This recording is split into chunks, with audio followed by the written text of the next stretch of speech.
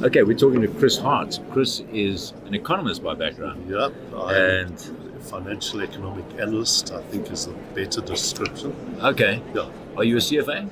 I know. You're not. Okay.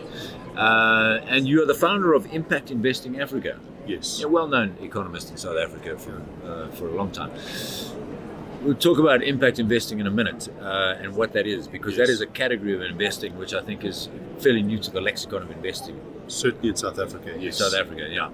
Let's talk about the economy for a moment. And if you've been tracking the figures for this year, the economy grew 3.2% over the last quarter, the quarter to June 2019, having dipped more than 3% in the first quarter. Yes. What's going on? So basically, between the first quarter and the second quarter, it was like a trampoline, really just standing still. And that's the problem. This economy lacks growth. And certainly, if we could say, sustainable growth. So when we take the big negative in the first quarter and the big positive in the second, we may well have some overlap of statistics, something that was excluded in the first quarter that fell over into the second quarter that distorted the figures. And let's leave it at that. But the point is, I think overall outages definitely contributed in the first quarter to drop. So the rebound came in the second quarter, and so it's the growth from the first to the second. Inflation is still subdued. South Africa is still underperforming its peers, the global economy, its trading partners, any category you like. South Africa is underperforming. I actually believe that the best description that South Africa is in is not whether we're in recession or not. I think that is clear if you take GDP per capita, but I think the better description is, in fact, depression, all right, because we've been at these high and rising unemployment levels and low and falling growth, and that combination suggests that we're not getting out, of that combination of misery. What is the problem with the economy? Is it structural? Is it so deeply embedded? Is it easy to fix? It is easy to fix, but you don't have the political will. I call it the three ugly sisters: overtaxation, overregulation, and rampant corruption. Right? Because corruption affects trust, and of course, it's not great for investment. And of course, we're uncompetitive when we look at our tax rates and our regulatory burdens in South Africa compared to our peers, our trading partners, and where we actually are looking for investment. So we're a country of 57, probably a little bit more, 60 million people. How many people pay tax in this country, do you know? There's about 6 to 8 million that at least officially paying tax, but the actual bulk of the taxes come from less than a million. Less than a million paying most of the tax. Yes. Is that like 80% of the tax? Yes. Okay, so you have one sector, the well-to-do, who are shouldering most of the burden, the tax burden in this country, and then on the other side, you've got 17 million people on social security grants. So there is an inequality problem. But even the well-to-do, the tax rate's already going, to a third of people's income at a level of income that the US would define as their poverty level. Right. Okay. So we've got both a narrow and shallow tax base. It's not just a narrow tax base, shallow as well. Yeah. It doesn't go down very deep. Okay, so there's one of the solutions, of course, is just get people working and get them into the tax net. Yeah, unemployment is the biggest crisis. And when one looks at policy measures, it's actually the lowest priority of government, because the overregulation comes because they're trying to deal with this issue. And when they deal with issue X, it relegates unemployment to less than that issue because it never considered unemployment. It made doing business and investing in the country more difficult, which meant that unemployment was a less important issue than what other issue that they were trying to sort out. So whether you go to Department of Labour, Health Department, Education, whatever department, even National Treasury, there are much more important issues than unemployment when you actually look at the policy measures that are in place. So if you have a job in South Africa, you're considered part of the aristocracy? Absolutely. Okay, so what about do you believe the figures of 29% unemployment? Is that an undercount? it's a difficult one because the actual real numbers are actually very difficult to pin down, because there's a case you can make for a lower number and you can make a case for a much higher number. If you're talking about formal employment, it's probably understated. If you're talking about informal subsistence type of business activity, it's probably overstated. So there are a lot of people, a lot more people earning income than are actually measured because of the informal economy. So we call the informal economy and the formal economy. The difference is you've got the measured economy and the unmeasured economy. Right. The informal economy is the unmeasured economy. Okay. Right. So you've touched on the regulatory issues. We're over-regulated. Yes. What in particular bugs you about the regulation? Well, just take something like exchange controls. You say, what value is exchange controls actually adding? And it's pretty much zero. In other words, if you're doing a cost-benefit analysis, you'll only do a cost analysis on that because there are no benefits that we're deriving from something like that. Whether it's labour laws, whether it's immigration laws from a Department of Home Affairs point of view, whether it's the amount of regulation that we face, and some of them are costs we impose on doing business in South Africa that are imposed nowhere else in the world. When you've got difficult barriers to entry, and you can measure this in terms of ease of doing business, economic freedom, competitiveness, all of these measures, South Africa is falling down the ladder. All right. In other words, we're not holding our own with the rest of the world, and that tells you that we are running into problems. In other words, policy measures, we are going in the wrong direction as far as the economic thinking is concerned. You just take 4 big issues that we're facing: civil service salaries. That alone can take us to the IMF. And then you've got the parastatals. All of them are undercapitalized. They all can take us to the IMF. All right. Then you've got national health. That will take us to the IMF. You're talking about the NHI? Yes, the national health insurance. Yeah. And then the expropriation without compensation. We're not just doing one, and saying, okay, we're doing them all together. We are actually pushing these buttons harder. Okay. In other words, the thinking seems to be that the solutions are being defined as the problems, and the problems are being defined as the solutions, and this seems to be grabbing the Isn't there a case to be made that if exchange controls were to be gotten rid of, the capital flight, which is pretty bad already, would be worse if we didn't have them? We've already seen countries with even more draconian exchange controls actually have bigger problems in their ability to trade in the world. Give me an example. Zimbabwe.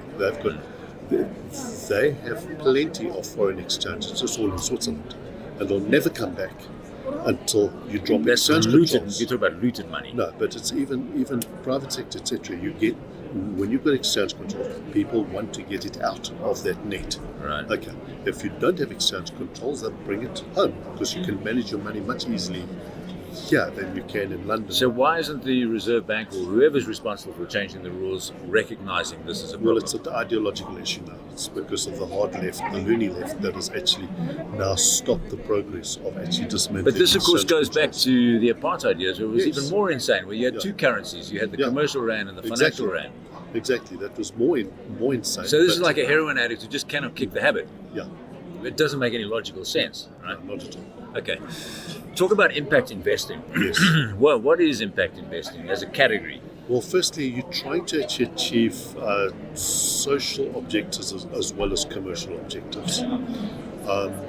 In many instances, in Europe, for instance, the main theme would be alternative energy, green energy. It would be pretty much an environmental theme that would be top of the pops.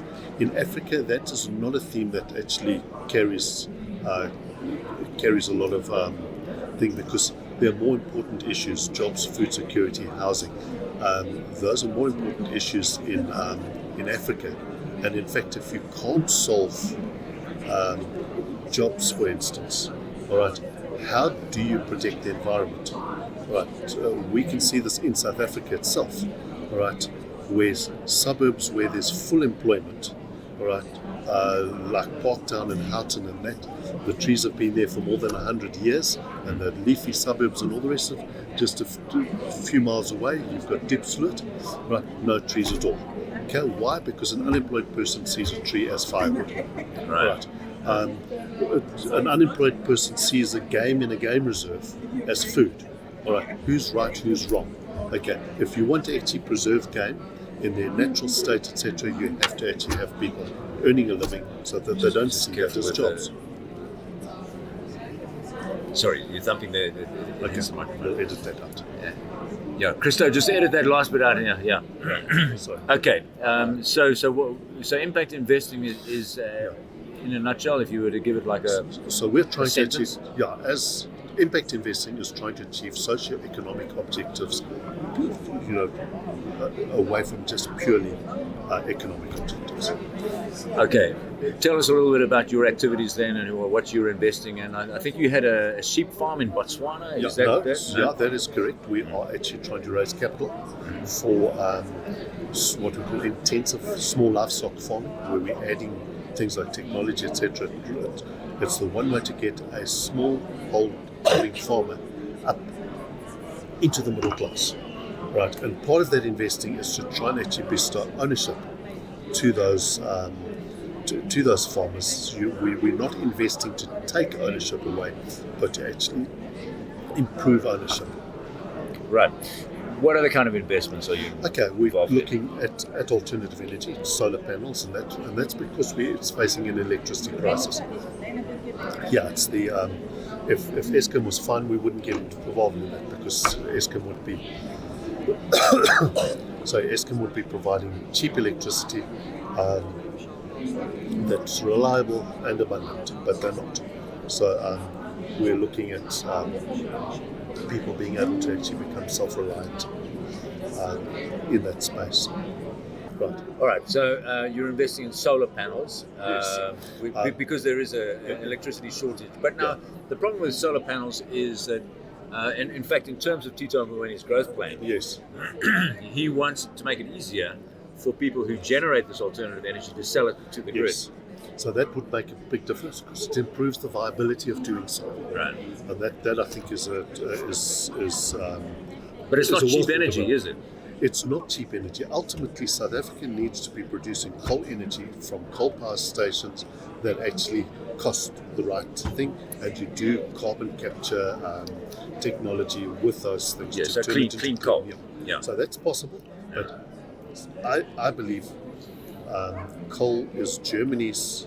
They've used all their coal, and now they say we must go green, right?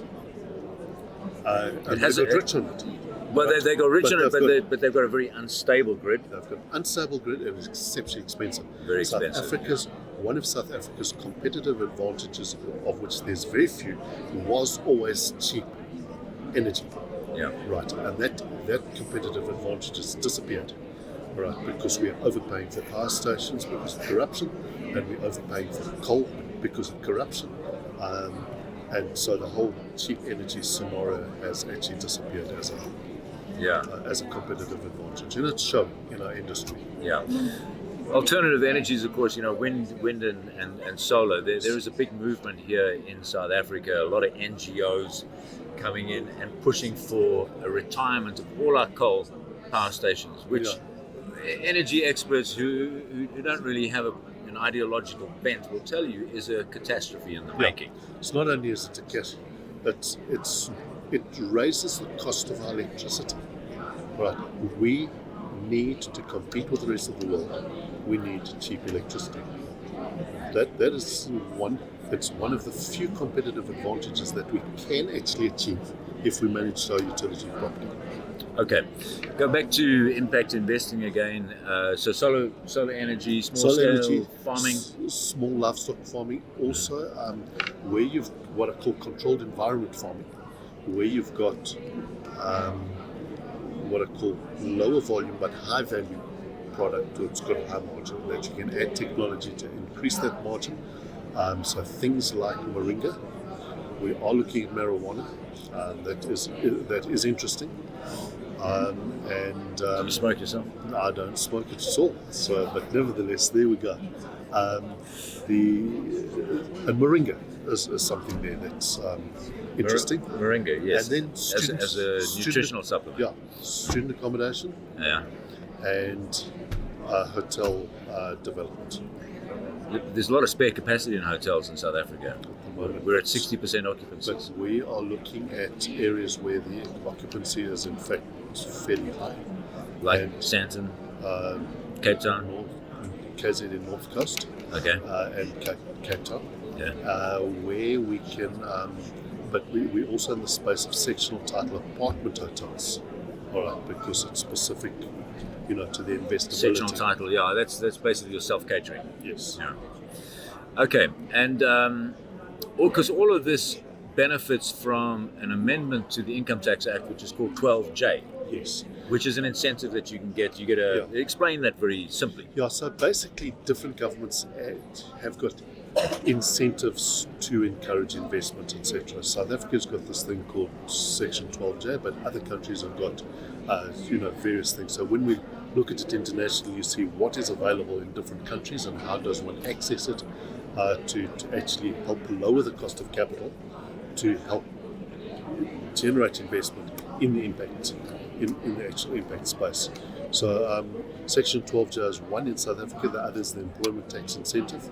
Both of them are quite powerful, especially when you put it together in effectively lowering the capital to a fairly significant extent for companies to actually expand their footprint, their value chain, whatever they want to do. It is actually quite a powerful thing, or else to actually start new ventures. Chris Hart, we're going to leave it there for the moment. Thanks very much. My pleasure.